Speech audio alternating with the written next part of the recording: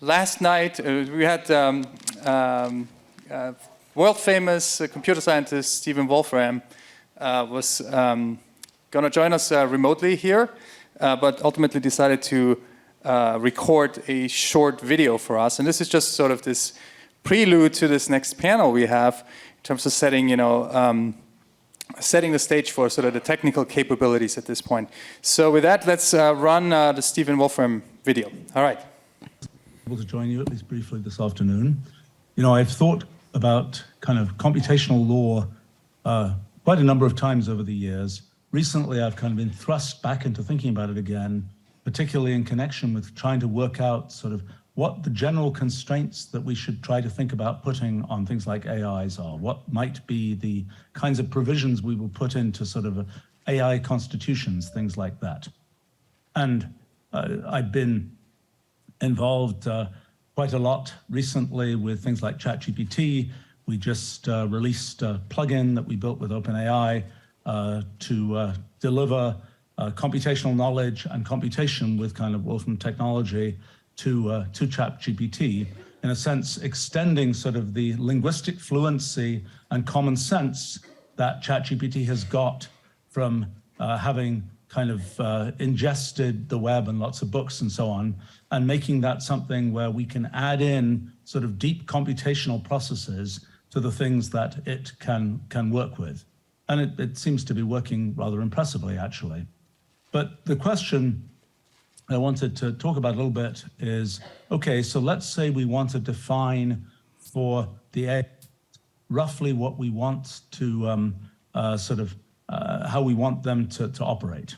We might say, well, let's define a set of rules by which these AIs will operate. Now, I've worked much more. I've worked very little on human law. I've worked a lot on natural law. In fact, in the last few years, we've made tremendous progress in understanding kind of how one can set up a fundamental theory of physics, and how, in fact, all of the kind of the structure of physics that we have can be sort of derived from these very simple rules operating at sort of the machine code level of the universe. Well, the question is, how does that sort of thinking and how does the intuition that comes from studying sort of computation as a foundation for the physical universe, how does that relate to things about human law? Well, let me talk a bit about a very fundamental phenomenon that I call computational irreducibility, which is kind of a sharpened version of things that we've known about since Gödel's theorem in the 1930s and so on. So let's talk about how that works. Well, you might think that if you have rules that specify how a system should operate, once you have those rules, you're kind of done with figuring out what the system will do. That's kind of was the tradition of physics from the 1600s and so on. We've got the mathematical equations. Now we can just work out a formula for how our physical system will behave. And however far we go in time, we can still just kind of work out from that formula what the system will do. Well, it turns out that that's not how things typically work in the computational universe of possible rules that can be represented, for example, by programs. So here's a really simple example. This is a rule that specifies, based on the average color of a collection of 3 cells, what will the color of the next cell be? So let's run that particular rule for a few steps. We see what it does here. Start off from just one red cell there, and we follow the rule at every step, and we get a pattern that is not terribly complicated, but it's starting to look a bit complicated. So we might say, well, how do we work out what will eventually happen from that particular rule? Well, it turns out it's really difficult to do that. This is what we see happening, and we kind of try to work out what's it going to do. Can we work out a formula for what it's going to do? Can we kind of reduce all of this sort of complexity to just some formula that says, and the result will be such and such? It turns out we fundamentally cannot do that. It's a sort of a foundational result about the way computational systems work, that a system like this can be computationally irreducible. The only way to work out what will happen in the system is essentially to follow each step and see what it does. So in a sense, there's sort of fundamental unpredictability. It also means that when you set up those rules initially, you can't foresee that those rules, what the consequences of those rules will be. There will always be unintended consequences. There will always be things that one can think of as bugs, based on one's original conception of what those rules would do. So similarly, if you say, well, I want to set things up so that nothing could possibly go wrong. I want to set up constraints so that a system will never, there's no way the system could ever do the wrong thing. It turns out as soon as that system is capable of any kind of non-trivial computation, then it is impossible in general to have a finite set of constraints which will sort of guarantee that nothing bad can happen.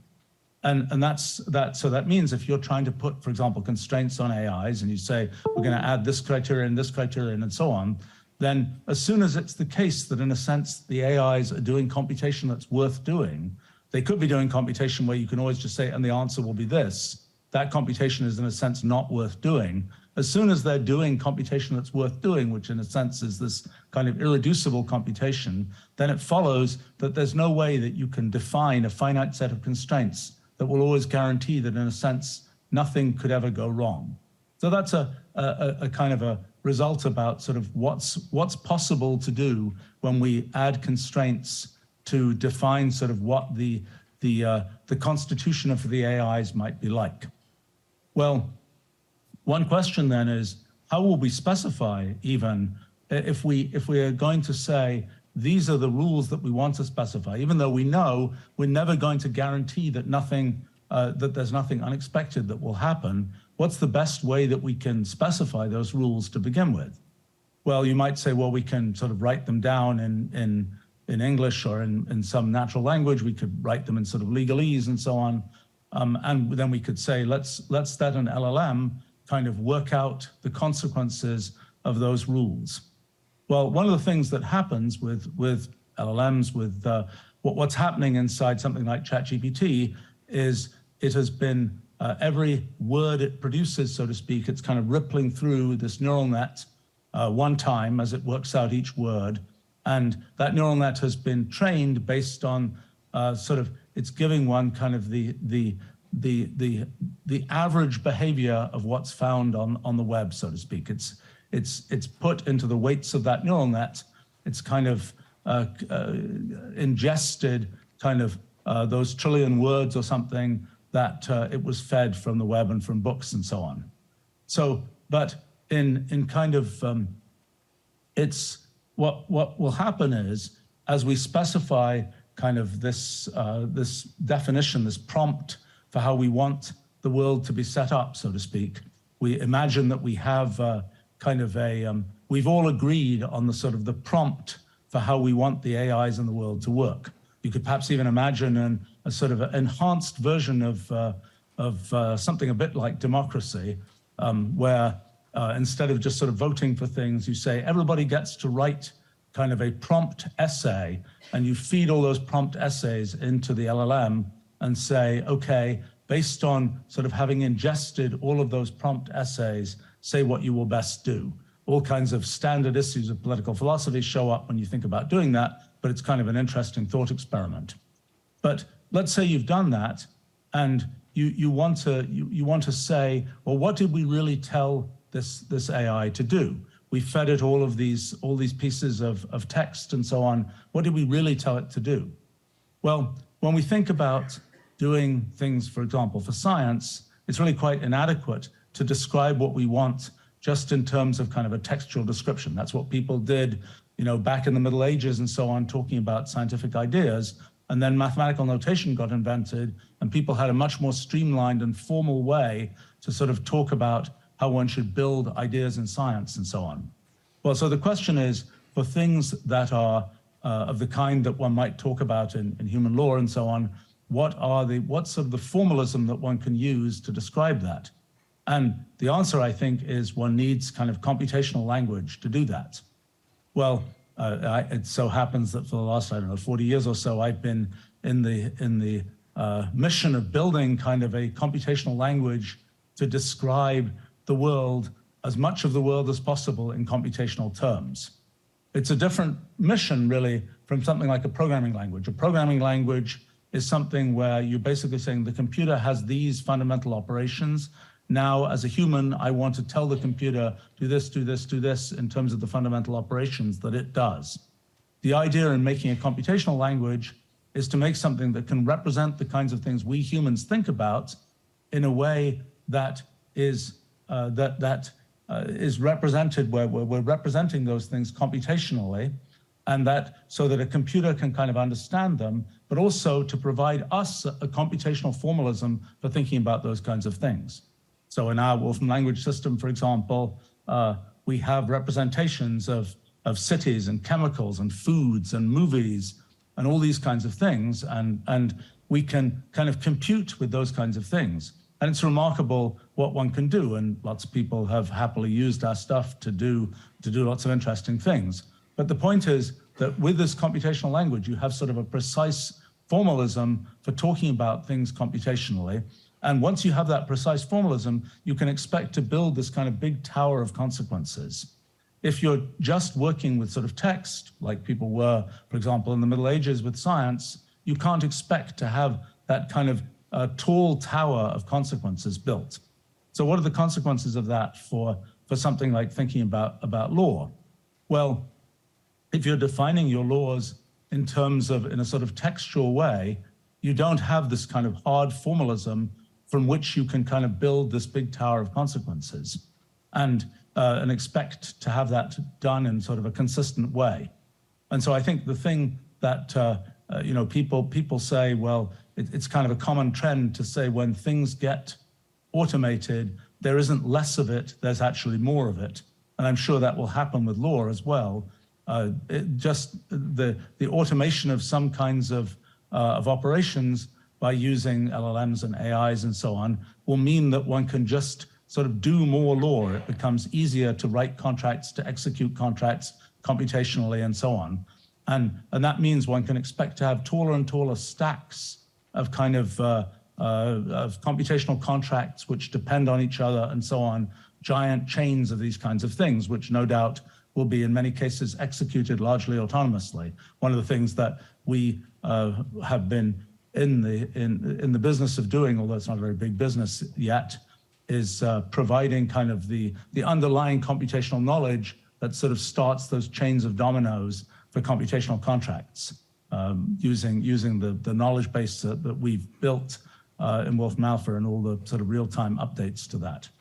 So in any case, I think the thing to sort of the point I'm making is that with computational language provides that sort of underlying formalism that allows you to represent things that one would normally have to represent kind of in text, talking about the world in some kind of formal way that's sort of the analog in a sense of mathematical notation for the more general case of kind of computational representations of the world. And one of the things that's important about computational language is that not only is it intended to be written by humans, processed by computers, but it's also intended to be read by humans. It's something where you as a human can find it useful as a way to crystallize the things you're thinking about. Just as, for example, mathematical notation is a good way to kind of get a sort of a formalism that allows you to kind of crystallize what you're thinking about in terms of mathematics. And I think that has some significance, perhaps, in sort of the future of law and computational law and so on, to be able to have essentially this notation for reasoning about things that can be relevant to sort of the real world, so to speak. It's kind of fun to realize that, back when Leibniz was writing his PhD thesis, I think he kind of had this idea of working out legal cases using logic. And in a sense, logic was one of the first forms of formalism. It's sort of interesting to see now how something like ChatGPT kind of rediscovers logic. My kind of version of what did Aristotle do in discovering logic? Well, he looked at a bunch of examples of arguments, rhetoric and things like this, and he noticed certain patterns in the way that the actual text was formed for those arguments. And from those patterns, he kind of lifted out a more formal structure that became syllogistic logic. And that's the same thing that I think ChatGPT has kind of discovered. It's also discovered that there's a lot of other kind of semantic rules that exist in text, in language and so on, which we've never, in a sense, bothered to classify. Aristotle kind of started, but nobody really followed that up, I think, for a couple of thousand years. So the thing to then realize is this kind of idea of can we make a formalism that represents things in the real world? The answer is I think we now have a notation for that formalism from our computational language. And now it's interesting to see that from, for example, ChatGPT, we're able to have it kind of write little fragments, at least, of that computational language. And kind of a typical workflow is it writes fragments of computational language. Then you as a human look at those fragments, realize, well, those parts are right, those parts aren't quite right. Then you assemble those things to make something that gets to be a taller and taller tower of functionality that you can then kind of expect to build on. Well, I suspect I've already gone on too long, so I should probably stop. That's a very, very brief look at a few ideas. I talked about computational irreducibility, talked about kind of the impossibility of ever kind of having a complete sort of AI constitution that covers everything that could possibly need to be covered. But then I talked about kind of what one can do with computational language to sort of get as far as we can in having sort of a formal description of what we could specify, and kind of in a sense, what computational language is trying to do is to make much as sort of mathematical notation and so on enabled the mathematical sciences. Kind of our computational language aims to enable sort of computational X for all X, and provides kind of a way for both humans and computers to represent things and to be able, in a sense, to think about things. All right, I should stop there. Thanks very much. Thank you, Stephen Wolfram. Thank you for making this video for us and helping us set the stage for our panel.